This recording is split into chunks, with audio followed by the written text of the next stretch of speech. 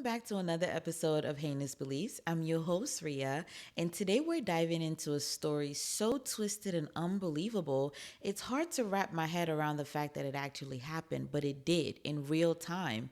And it's one of the darkest examples of how blind faith can turn deadly. But before we get into it, I just want to take a second to say thank you guys so much. Seriously, y'all keep this show going, okay? And when I say that, I mean the way y'all motivate me to keep talking about these stories and keep recording more episodes. Look, I want you to know that you are appreciated. All the reviews I've gotten, all the well wishes, the listens, the likes, the follows, I want you to know that you're greatly appreciated. I'm not monetized yet, but I know that I can continue this with the kind of feedback that I get from you guys. I know that I can continue to do this for a long time because there are people out there that are interested in stories like this and are interested in having these kinds of conversations. So yeah, like I said, thank you guys. If you're listening for the very first time, hello, how are you? Nice to meet you. Thank you so much for tuning in. If you like this episode and you find it thought-provoking, please do me a favor, share it.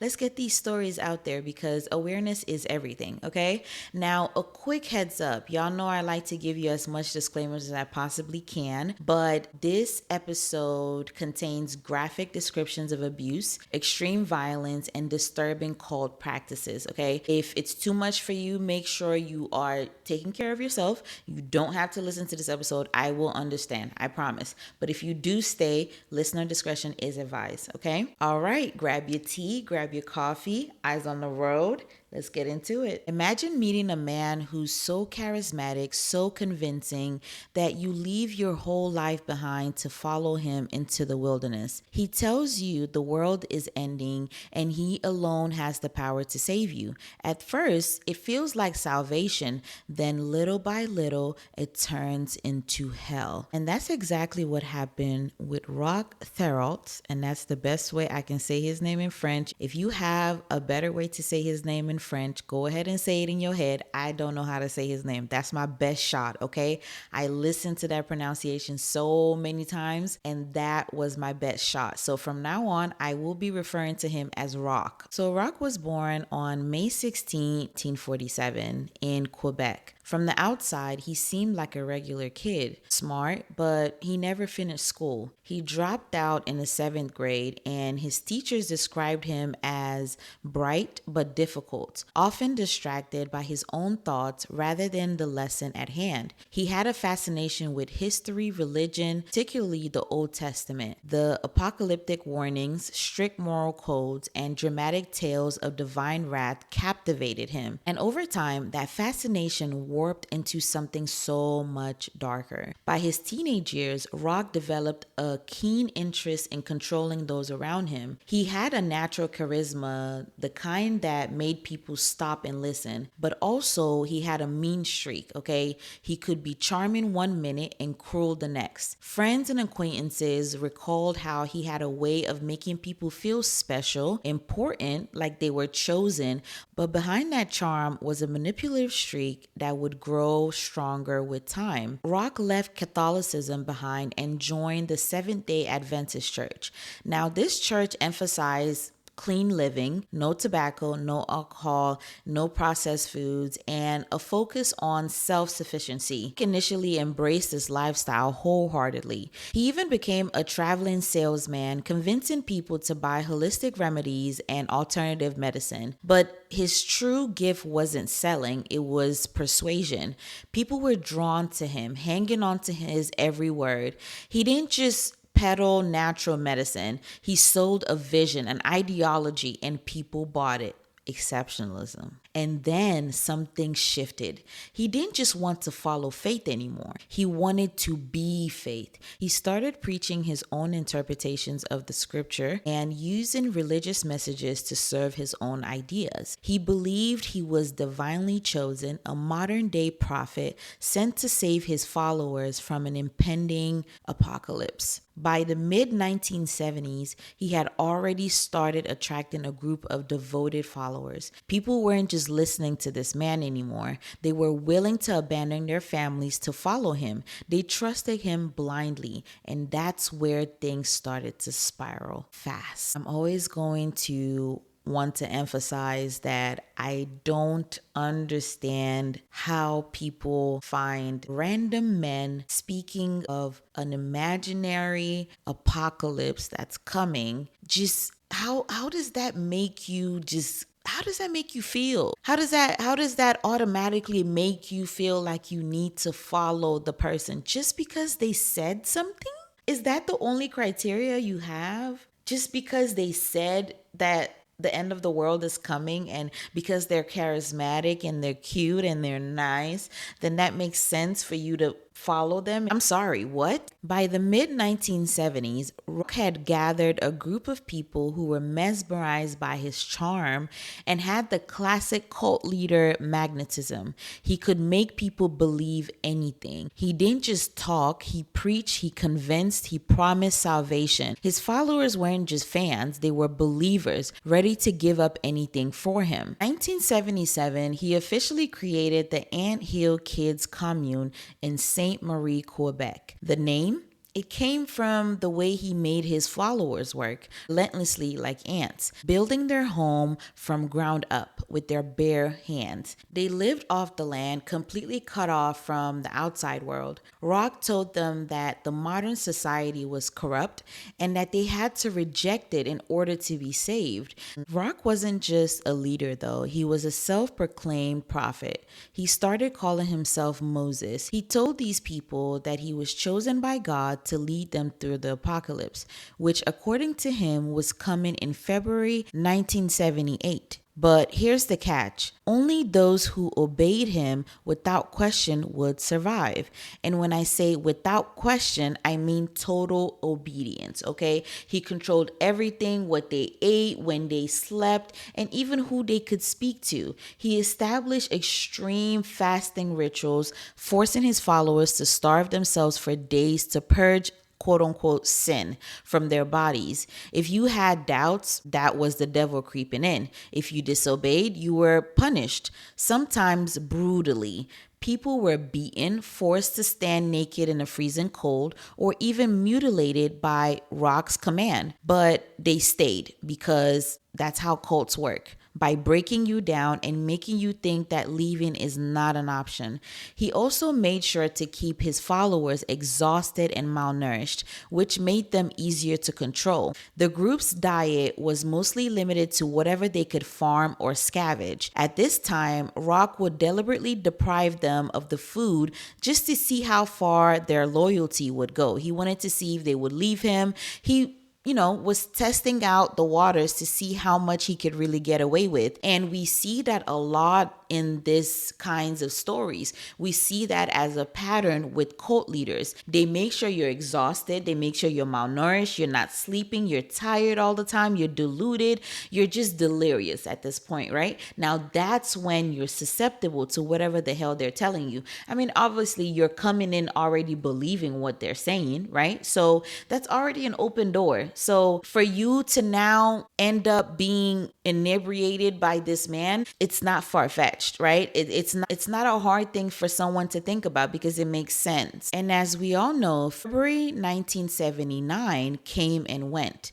No apocalypse, no fire, no raining from the sky. But instead of people walking away from this, right, seeing that he was a liar, Roch had another excuse ready, okay? He told them that time worked differently for God than it worked for humans. He doubled down on his authority, growing even more violent and unpredictable. And that's when things started to go south. His rules just started to become more extreme and more sadistic. Followers were not allowed to speak to each other unless he was present. If they wanted to have sex, they needed his permission. But worse than that, the control was punishment. Roch thrived on inflicting pain, making his followers prove their loyalty in the most gruesome ways. Okay, guys, here is a bit of some of the gruesomeness that I was talking about earlier. So this is where the listener discretion is going to start, okay?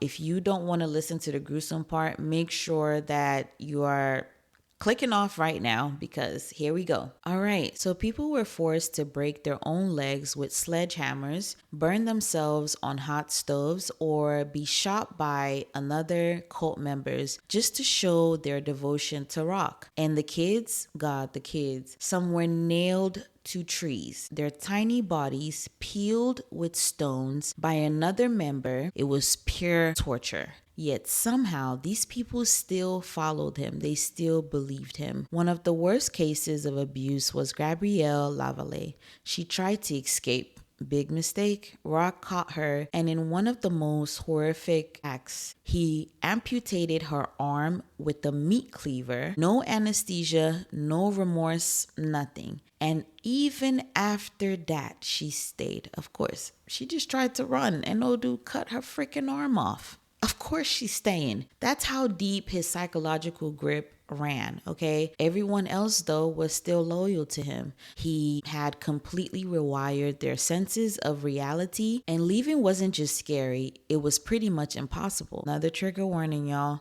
In 1989, things took an even darker turn, darker than anyone could have imagined. One of Roch's most loyal followers, Sanj, started experiencing some stomach problems. Now, any rational person would say, let's get you to a doctor, but nope. Roch, in his twisted world, he was the only healer that they needed. He was the only doctor around, the only paramedic, the only one that could help them, right? So he's their savior. And what happened next was horrific, okay? So with no anesthesia, no medical training, absolutely no idea what he was doing, Roch took it upon himself to perform quote unquote surgery.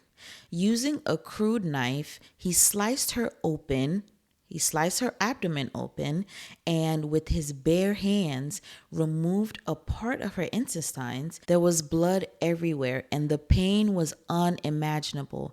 And instead of stopping, Roch had another cult member stitch her back up with nothing more than a needle and a thread. No sterilization, no pain relief, just blind, brutal delusions, okay? Unsurprisingly, Solange died from sheer trauma of what had been done to her, but she wasn't the only one. Instead of acknowledging his crime, Roch took things into even more of a disturbing territory.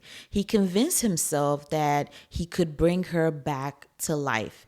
He so-called resurrected her. His so-called resurrection plan was to drill a hole into her skull and ejaculate into it. Okay? Yep, you're hearing my words correctly. Absolutely. Believing his semen had divine life-giving properties. I bet you do think that, don't you? It's incomprehensible, okay? The things that these people come up with and the shit that y'all just freaking believe. It's obviously not an actual remedy, right? It's obviously not an actual way to resurrect someone, so it does not work. And when this attempt of resurrection failed, Roch showed no remorse. Instead, he ordered his followers to bury her body near the commune as if she had never existed. No ceremony, no grief, just another life stolen by his delusions. And yet, his control was so absolute that these followers barely reacted,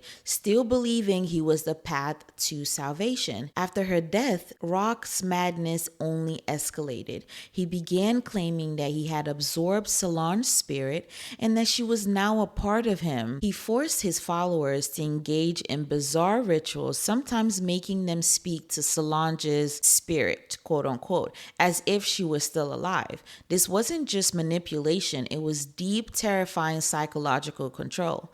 But Solange Solange wasn't just his only victim. Oh no, it was not. Another horrific case was Claude Ouellette, a male follower who tried to leave the cult. Seeing this betrayal, Roch ordered other members to brutally beat Claude until he was near death. When Claude later died from his injuries, Roch, as always, dismissed it as a necessary punishment and manipulated his followers into believing that somehow his death was part of a divine plan. Another deeply disturbing case was Samuel Giger. Okay, you guys, so this is an even greater trigger warning, okay? This is for a child. Samuel was a 2-year-old. Samuel was a 2-year-old child born into this cult, okay? I'm telling y'all right now, please click off if you don't want to listen to this. His crime was simply crying too much. Roch saw this as a sign of defiance and ordered the little boy's father, Jack, to discipline him. Under Roch's control, Samuel was violently beaten. He was punched in the face repeatedly by his father because Roch told him to do so. He beat his 2-year-old child in the face over and over and over again, punching this child, and he felt no remorse because Roch told him to do it. The Messiah, Yahweh, is telling him to do this, right? It will never make sense to me. I'm sorry. I really do want to feel bad for victims of cults. I do feel bad. I really do. But when y'all do dumb shit like this, just because another fucking human being that you could take down, literally you outnumber this man. And you're telling me that you'd rather beat a 2-year-old child than defy him? Yeah, no. So after this man beats his 2-year-old, another cult member named Veer comes in and strangles that 2-year-old child to death. Okay? Because obviously, I'm pretty sure that child was screaming, right? While all of this is happening. So you come in and strangle him to death because Roch said so, because God says it's okay. Okay.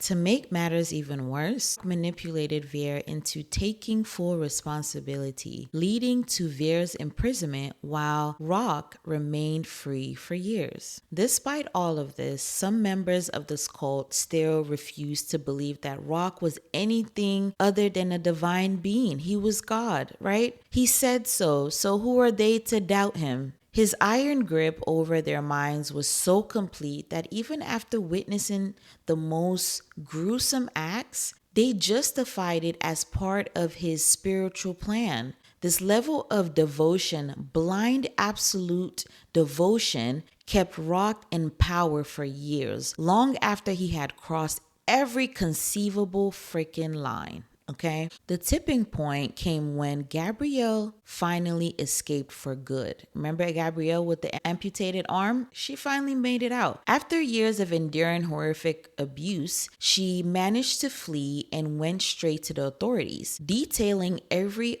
unspeakable thing that had happened inside of that cult. The brutal punishment, the forced mutilations, because he was castrating people. He was performing castrations. These surgeries that he was doing, it wasn't just, someone has a stomach ache and he cuts their stomach open. He was performing castrations and even female mutilation because I honestly don't even know why. I couldn't tell you why, because he wanted to, because he felt like it. So yeah, that's why he did it.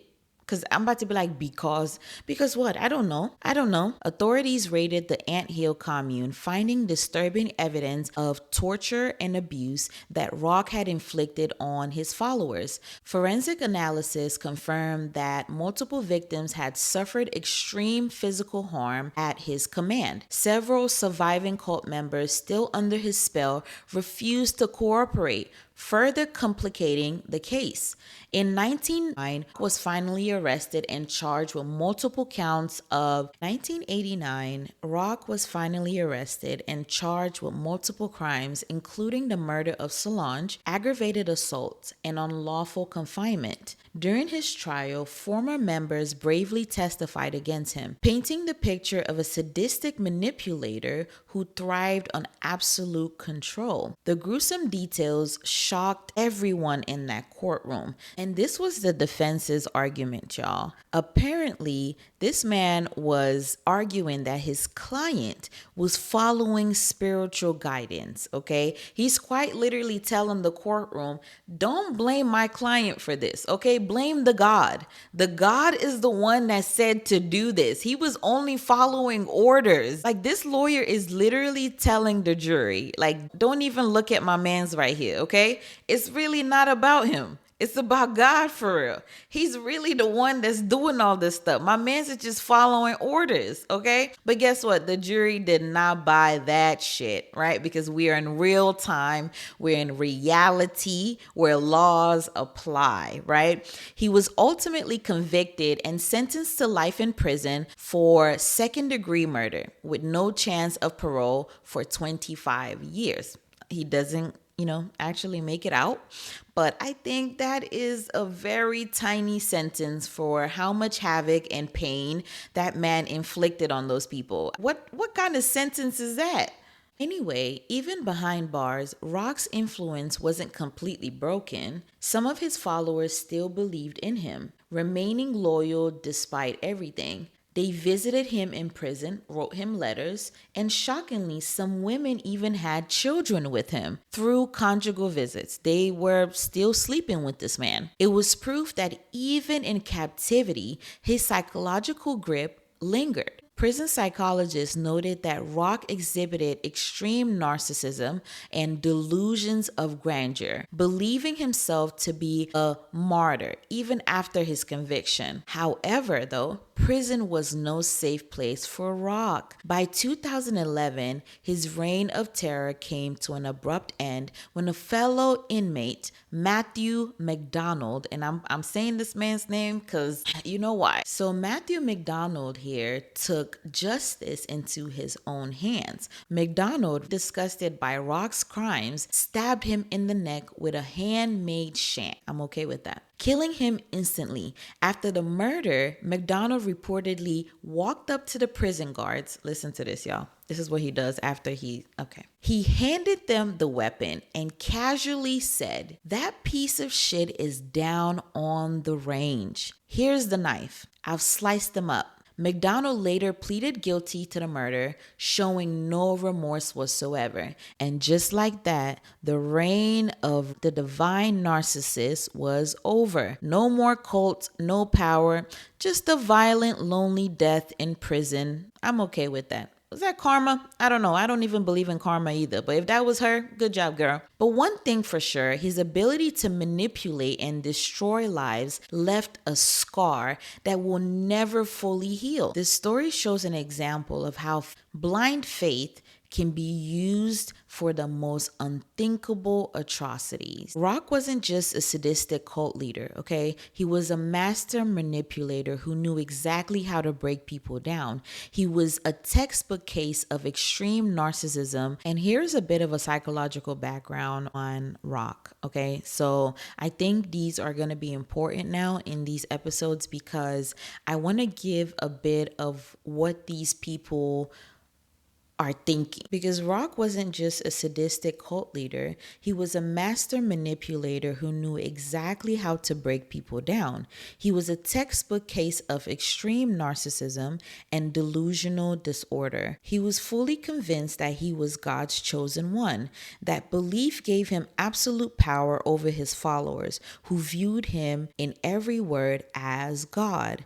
His charisma was his weapon. He could make people do the unthinkable unspeakable things. He thrived in dominance, humiliating, degrading his followers just to prove that he had complete power over them, whether it was forcing them to mutilate themselves, subject themselves to brutal punishments, or controlling their most intimate decisions. It wasn't just about obedience, it was about submission. His ability to manipulate and instill fear made it nearly impossible for his victims to see the reality of the situation. Even after his arrest, he showed zero remorse. In interviews, he spoke about how his actions was a chilling sense of justification, as if he truly believed that carrying out quote unquote divine work meant killing and harassing and torturing people. He even went as far as to claim that his punishment was necessary for his followers' spiritual purification. This level of delusion, mixed with his unrelenting need of control, made him one of the most terrifying cult leaders in history. His case continues to be studied as a prime example of how extreme religious fanaticism and psychological manipulation can turn deadly. When this case hit the news, people were horrified. How did this happen? Canada, right? It's in Canada. How does this happen in Canada? Right under people's noses. Turns out there were warning signs, multiple reports of abuse, desperate attempts for escape, but the system just did not respond. Social services had received complaints, authorities had been alerted to suspicious activities, but time and time again, Roch managed to slip through the cracks. Some argued that his commune's isolation allowed him to operate unchecked for so long, while others blamed a lack of proper investigation by law enforcement. One major failure was that Canadian authorities had multiple opportunities to intervene, but they didn't. Former members had reached out to the police with concerns about physical abuse and child neglect. Some officials dismissed the reports as exaggerated or domestic disputes, but no immediate action was taken. It wasn't until Gabrielle's escape and testimony that law enforcement fully grasped the horror of what was happening inside of that commune. There was also an element of media bias at play here. Early reports of the Anthill kids painted just another off-the-grid religious community, failing to expose what was really happening. The media at first seemed more fascinated by Roch's eccentric lifestyle than the real danger he posed. It wasn't until survivors came forward that the true extent of Roch's control and brutality became public knowledge. This delay in media scrutiny meant more people suffered for longer. The case sparked debates about how cults were handled by law enforcement and social services, raising questions about whether enough is being done to prevent similar tragedies today. Some former members even expressed frustration on how the legal system treated Roch after he was arrested. Despite overwhelming evidence, he was convicted of second-degree murder instead of first-degree murder, a distinction that many felt didn't fully reflect the calculated, sadistic nature of his crimes. And I agree. I agree that he should have got more time. I agree. I mean, obviously he did meet his demise. Great. But I still think he should have got first degree murder. That second degree murder nonsense, that's a joke. There's so many people here testifying to what this man has done, but for some reason you just charge him with second degree murder because of what? Because he was under some kind of divine guidance, I guess. The lack of urgency in addressing the warning signs made it clear that socialites and legal institutions weren't prepared to handle extreme cults like the Anthill kids.